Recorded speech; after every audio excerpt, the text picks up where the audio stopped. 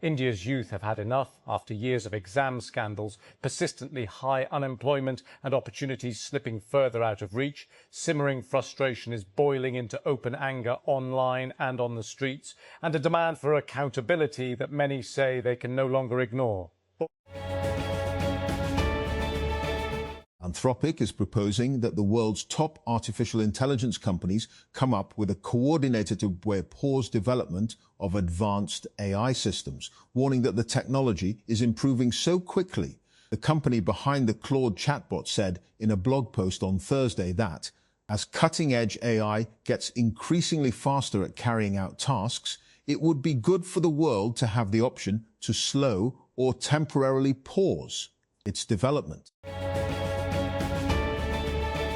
French anti-terrorism prosecutors say they have opened a preliminary investigation into suspected tort and war crimes over Israel's alleged mistreatment of French activists who took part in a Gaza-bound aid flotilla last month. The probe was opened on Friday following a referral from the Foreign Ministry late last month, said the National Counter-Terrorism Prosecutor's Office, PNAT, after activists on the global Sumud flotilla accused Israeli authorities of severe mistreatment during their detention.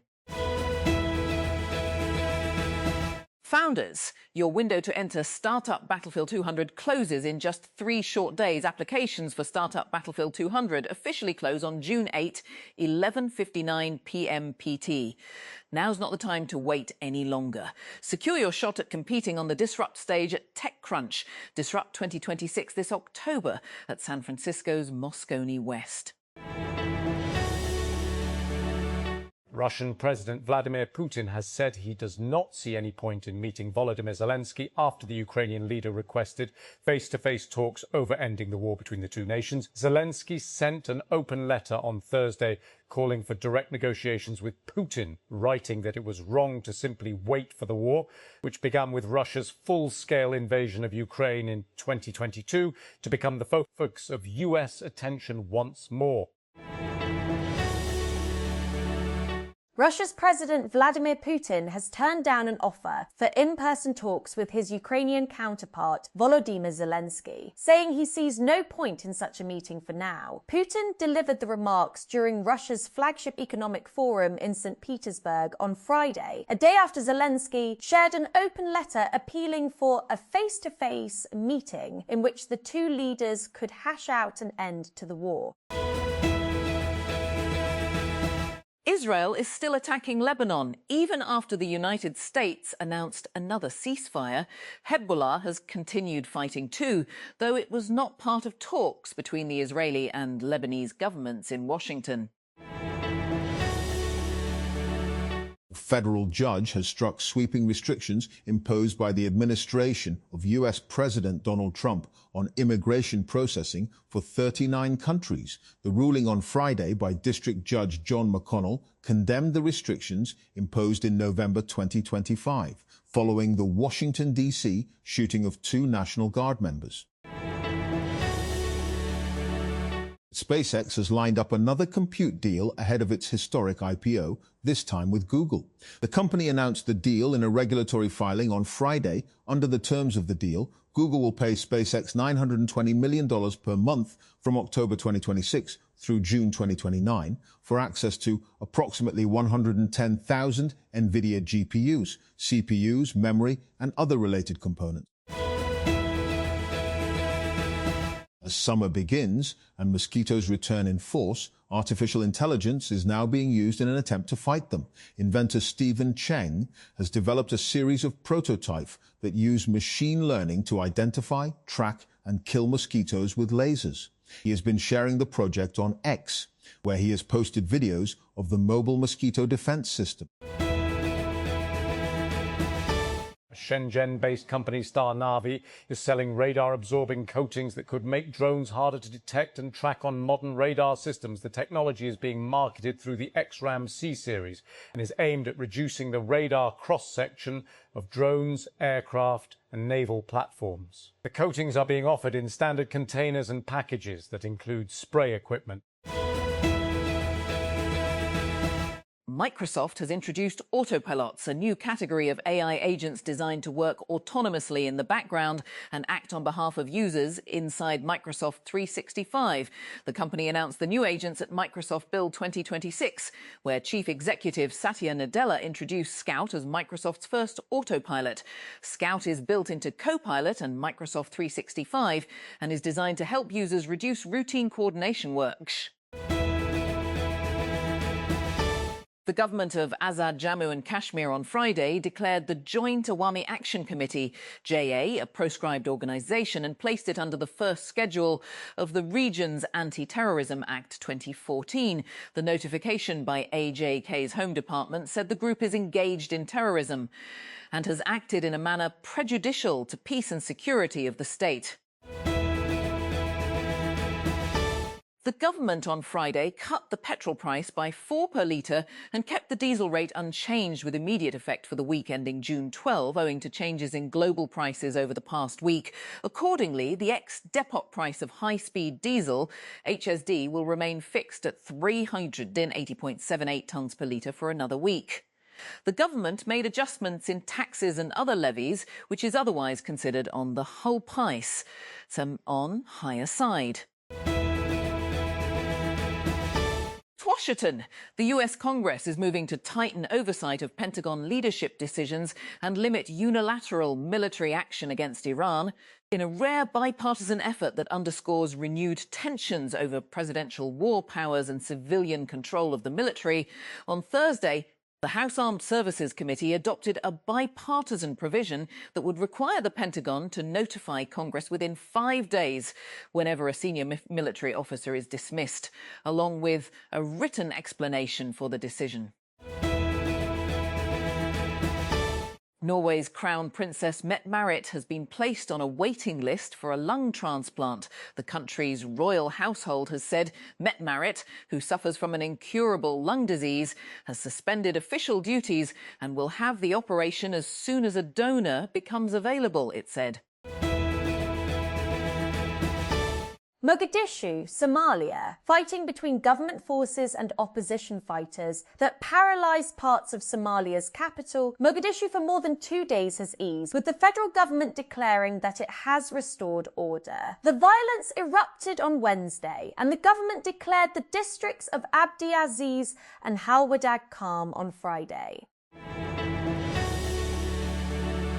On the coastal road in Khan Yunis in southern Gaza, 7 university students, 4 in medicine, 2 in dentistry, 1 in software engineering, are behind the counter of an ice cream parlour.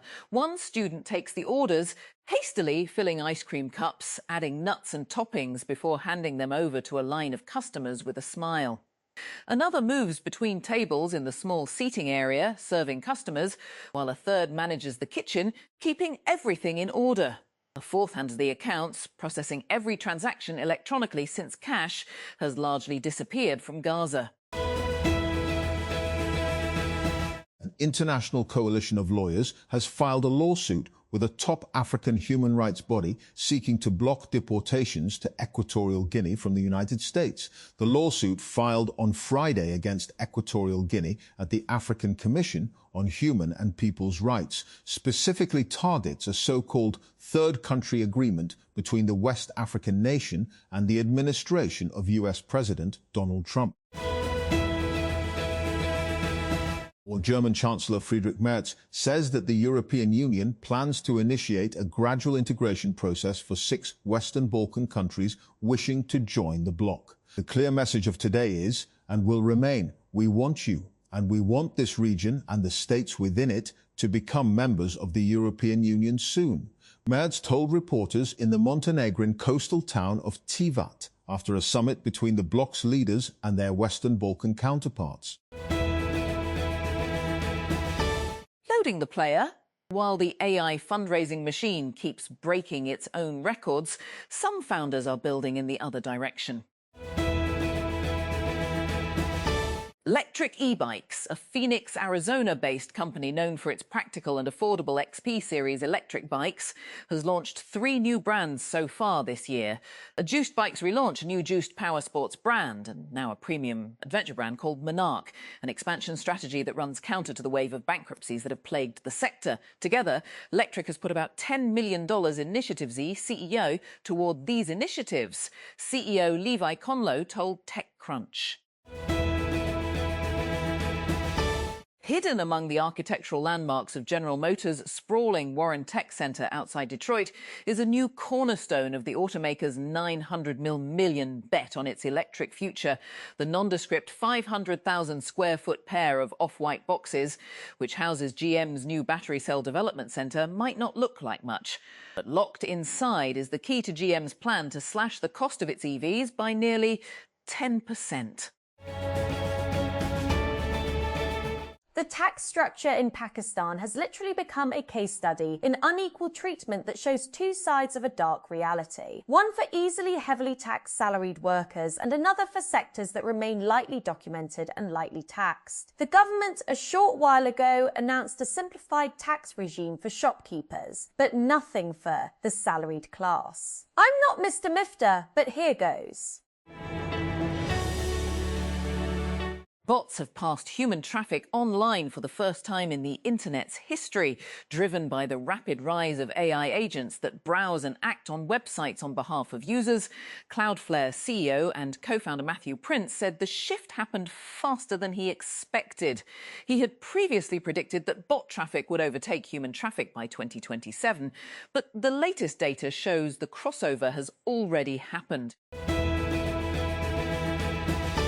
NVIDIA CEO Jensen Huang has confirmed that RTX Spark is not a one-off chip, with the company already planning future versions called N2X and N3X. The confirmation comes days after NVIDIA introduced RTX Spark at Computex 2026, positioning the new chip as a platform for laptops and compact desktops built around local AI agents, creator workflows and gaming.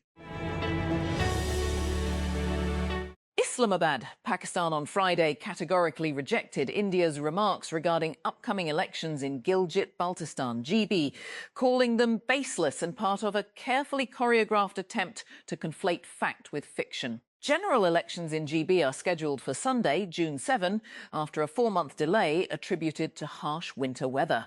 PPP and other political parties have staged a series of rallies across the region and ramped up efforts to garner support ahead of the polls.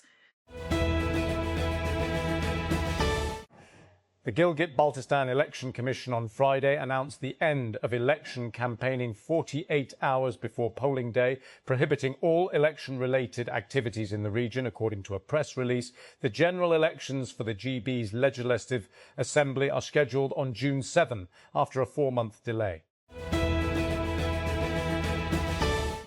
Astronauts on the International Space Station, ISS, were ordered to shelter in an attached spacecraft after the structure suddenly started leaking more air. 5 of the 7 crew were directed to go into the docked SpaceX shuttle Dragon Freedom on Friday afternoon and were braced for a potential evacuation.